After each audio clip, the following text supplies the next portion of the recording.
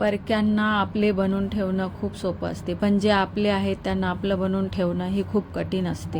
हाय, hello, नमस्कार, नमस्ते, श्री स्वामी समर्थ. मी आज तुम्हाला दाखवणार आहे उपवासाची एक रेसिपी. तर चला बघूया रेसिपी. त्यासाठी लागणार आपल्याला अर्धी वाटी साबुदाणा, 1 वाटी वरीचे तांदूळ, हे दोन्ही पण मिक्सीमधून आपल्याला बारीक दळून घ्यायचं आहे. चाळून असं बॅटर तयार करायचं आहे. त्याच्यामध्ये 1 मिरची, थोडा जिरा आणि सेंदा मीठ टाकून बॅटर तयार करायचं आहे. फॉर्मेट व्हायसाठी त्याला 15 ते 20 मिनिट ठेवून तवा गरम करायचा. मस्तपैकी आपल्याला त्याच्यावरती तूप टाकायचं आहे आणि असं घावणे आपल्याला घालून घ्यायचे आहेत आणि दोन्ही साईडनं मस्तपैकी ते आपल्याला शेकून घ्यायचे आहेत. मी त्याच्यामध्ये 2 चमच शेंगदाण्याचं कूट ॲड केलेलं, हे मी सांगायला विसरली. शेंगदाण्याचे कूट ॲड केल्याने खूप छान लागतात. नंतर मग दही किंवा चटणीची आवश्यकता पण लागत नाही. तर बघा बनवून नवरात्रीमध्ये ही रेसिपी कशी वाटली ती मला कमेंट करा, लाईक करा, शेअर करा.